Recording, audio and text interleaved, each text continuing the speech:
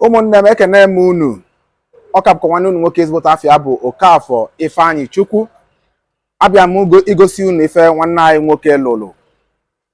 O jide keke bayali anya bụ keke afa si na bullion van.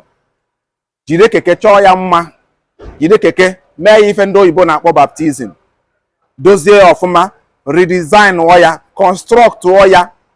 Ọ bụrụzia nya nke pịa abụrụzia bullion van pụrụ iche, maka na mkpọ ya keke ịma na m akpali ọlụ a nwanne anyị nwoke lụrụ.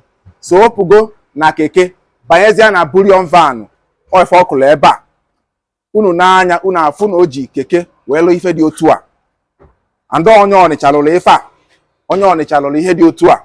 Ka ngagharịa na ya ọfụma ka unu fụ ka o si wee rịa, lụsịa ya tie ya azụ.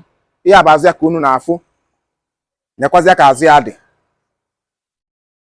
Ka m bịakwazịa n'ilu, unu fụ ka ilu ya na akụkụ ya niile dị tupu mbaba n'ime. Na onye lụrụ ya ebe a, onye ahụ na-afụ kịta bụ ife lụrụ ya. Ifo ka ọ dị, nna abịazịa mepegodo imi ya. Ifozi imi ya ka ọ dị. A na-agbatu ma glaasị ya agbatu. Ọ keke ọ lụyalizi tụgharịa ya afa. Chenjie ife atọ chenji ihe niile gbasara ya. Si na afịa ma mbụzi keke, na afịa bụzi bullion van. Efu na nke a bụ ịnọ relax, o nwedo ya ama na ịnọ. And ikuku ya na-abatakwa na ya, ị na-anya ifu na na-emepesi glaasị emepe. O nwekwu ma key, ifu na ọlụ ikwu ya key. A na-emechikwu ya emechi. From ebe a, ị na-anya ifu na ọlụ iki ebe a. Ifu gị ya, o dozili ya ọfụma. Nna, kedu ezigbote afa gị? Okay, afa m bụ Emodi.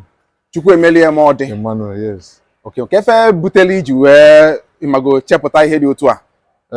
Ife m bụ na eri ụwa ma bụ m I'm a creative man. Okay. So enegide m anya na-asị ka m mee ife dị iche na keke nna anya. Yeah. So wee sị ka m were ife nna alụ maka abụ m furniture maker. Okay. Sị ka m were ife nna alụ wee transform keke a. Okay. Ọ bụrụ ife pụrụ iche. Okay. Maka na ọdụ oge papa m nwụ, nna m eche ụdị akpati m meji nie. Wee sị na m eji aka m wee lụọ akpati pụrụ iche. So and akpati ndị nekwa papa m bụ ife pụrụ iche, oke nwere eji eni n'ụwa.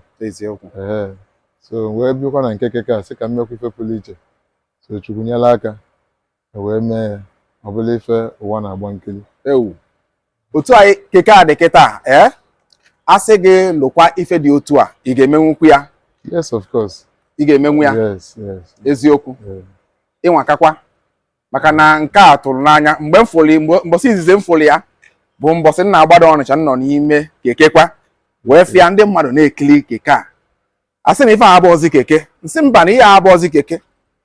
Na mma eji anya nna bụ bịalugodo nso ka m fụnya bụ ife wee wepụta ohere wee bịa tata sị ka m bịa gosi ụmụnne anyị ife nwanne anyị nwoke onye Ọnịcha. Ka esa ebe ị bụ n'Ọnịcha?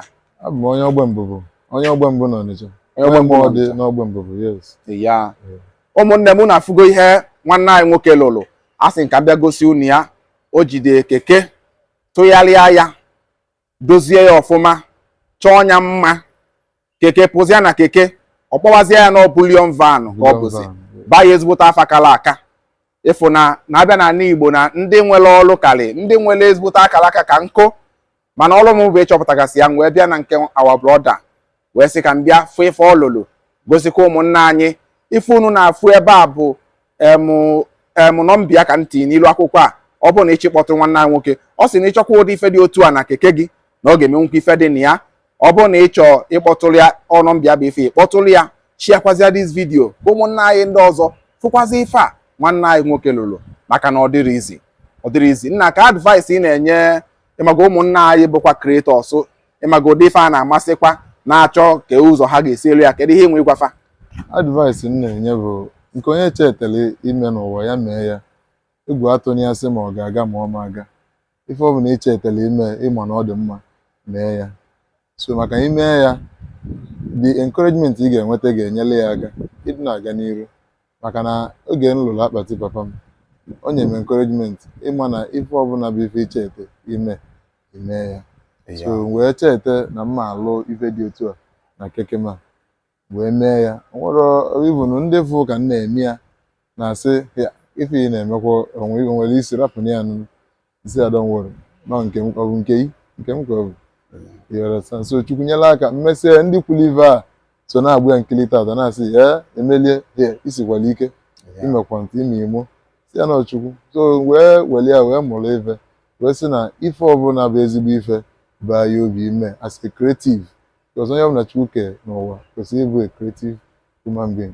So you have to create whatever that comes to your mind, and that's what make you who you are. Because ọ bụ na ị na-eme ihe ma na ife Chukwu tinyere n'ime na n'iyi because akwụkwọ nsọ si for we will not receive the grace of God in vain.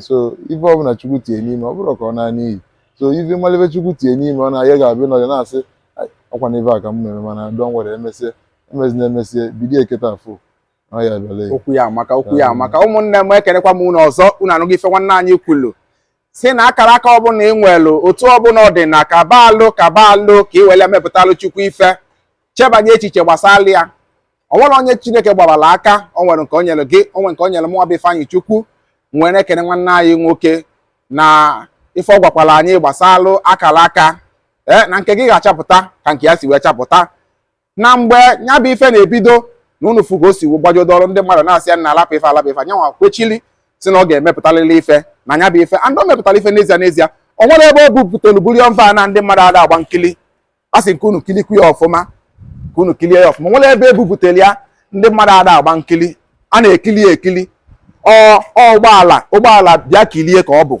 maka na ya funubeghị ihe dị otu a mbụ ọ lụsiri ya ike n'ezie ọ lụsiri ya ike anyị wee na-ekene ọfụma chetakwazịa na ihe a bụ nọ mbịa n'ilu akwụkwọ kpọtụlụ ya shiakwazịa dis vidio ka ụmụnna anyị ndị ọzọ fụkwazịa ya ụmụnne m daalụnụ.